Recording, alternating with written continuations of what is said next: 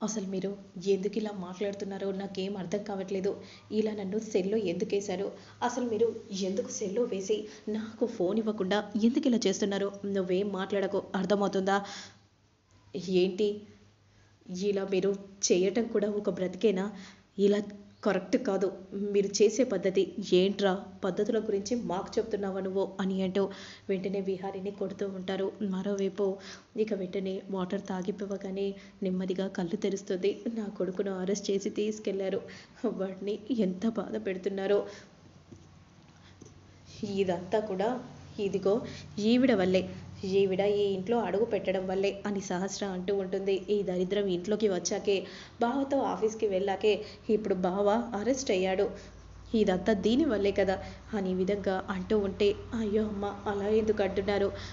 నా ఇంటెన్షన్ ఎప్పుడూ అలా ఉండదు అని లక్ష్మి అంటూ ఉంటుంది. మరి ఎందుకు ఇలా జరుగుతుంది? ఇదంతా నీ వల్లే కదా. మనస్పర్ధలు పాపం మా బావ ఎంత మంచోడు. హ్మ్. అవునవును. దీనివల్లే. ఇది ఐరన్ లెగ్. అందుకే నా మేనల్లుడికి అలాంటి పరిస్థితి జరిగింది. నువ్వు, ఈ లక్ష్మి మీరిద్దరూ దరిద్రపోళ్ళు. పాపం నా మేనల్లుడిని అరెస్ట్ చేసి తీసుకెళ్లారు. ఉద్యోగంలో అడుగుపెట్టావు, నా మేనల్లుడు అరెస్ట్ చేయడు. ఇప్పుడు నా కొడుకు ఎలా బయటికి వస్తాడో ఏంటో నాకు చాలా భయంగా ఉంది. ఏముంది, కంపెనీ లాయర్ ఉన్నాడు కదా, అతనికి ఫోన్ చేసి మాట్లాడు, ఏం చూస్తున్నావు అని పద్మాక్షి చెప్పగానే వెంటనే సరే అమ్మగారు అని అంటూ ఫోన్ చేస్తూ ఉంటుంది. ఇక అప్పుడే అలా ఫోన్ చేస్తూ ఉండగా కంపెనీ లాయర్ ఫోన్ని తీయడు, మళ్ళీ ఫోన్ చేస్తూ ఉంటుంది. అప్పుడు వెంటనే జరిగిందంతా కూడా లక్ష్మి చెప్తుంది. అన్యాయంగా విహారీ బాబు గారిని అరెస్ట్ చేశారు. మీరే ఎలాగైనా కాపాడాలి, బెయిల్ నుండి విడిపించాలి.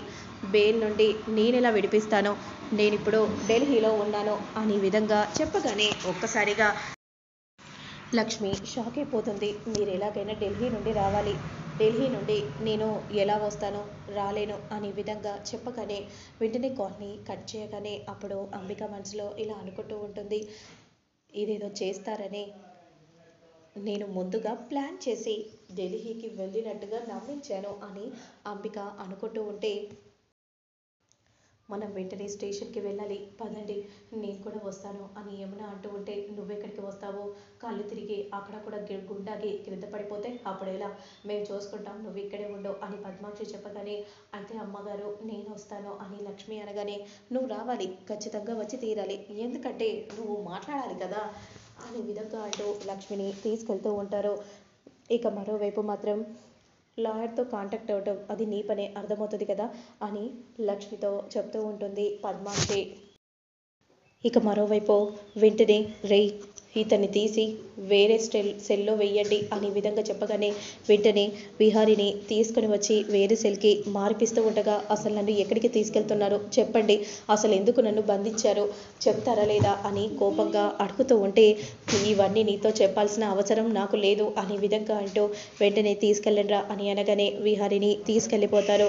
అసలు మీరు ఎందుకు ఇలా నన్ను ఎందుకు టార్చర్ పెడుతున్నారు, ఎందుకు బంధిస్తున్నారు, మీ దగ్గర ఎలాంటి వారెంట్ లేకుండా ఇలా చేయటం కరెక్టేనా చెప్పండి అని ఈ విధంగా అంటూ ఉంటే, రేయ్ మాకు నువ్వు చెప్తున్నావా అని విధంగా అంటూ కోపంగా చూస్తూ ఉంటారు. మరోవైపు స్టేషన్కి వస్తుంది పద్మాక్షి. అసలు మీరు ఏమనుకుంటున్నారు, number one of the top business మ్యాన్ని మీరు అరెస్ట్ చేశారు, అర్థమవుతుందా?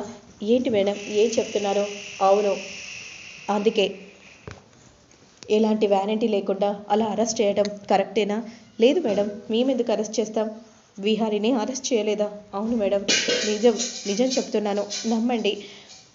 ఏంటి అరెస్ట్ చేయకుండా మన ఇంటికి పోలీసులు వచ్చి తీసుకెళ్లారు కదా, మరి ఆ విషయం ఏమంటారు? నిన్నే కదా ఇదంతా జరిగింది.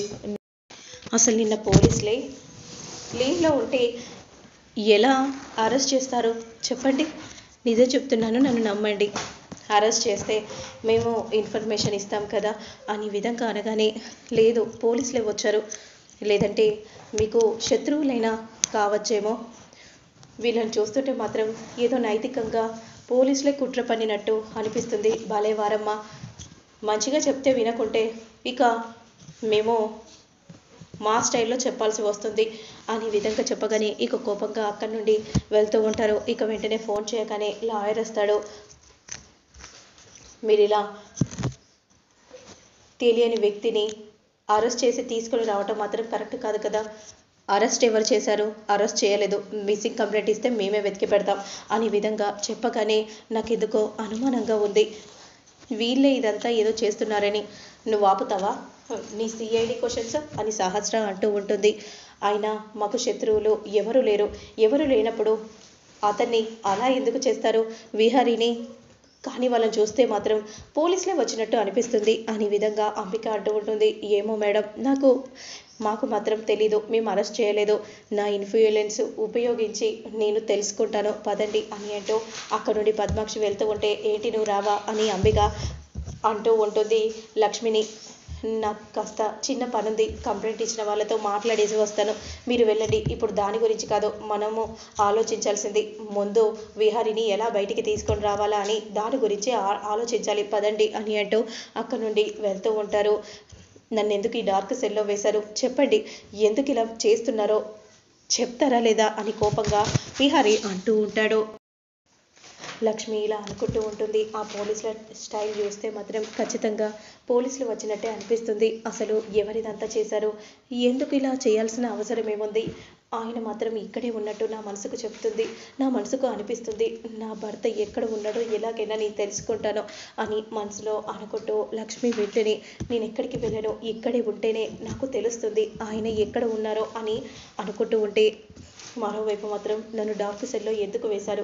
ఇలా మీరు ఉద్యోగాలు చేస్తున్నారు, ఉద్యోగాలు చేస్తూ బ్రతకకుండా ఇలాంటి డబ్బులు తీసుకొని ఇలాంటి పని చేయడానికి మీకు అసలు మనసు ఎలా వచ్చింది?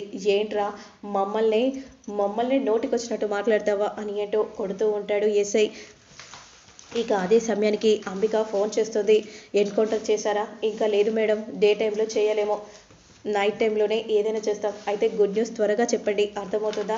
ఓకే మేడం అని అంటూ కాల్ని కట్ చేయగానే ఇక ఈ విహారీ పైకి పోతే ఆధిపత్యం అంతా ఆఫీస్ ఆధిపత్యం నాదే అయిపోతుంది అని అనుకుంటూ ఉంటుంది అంబిక.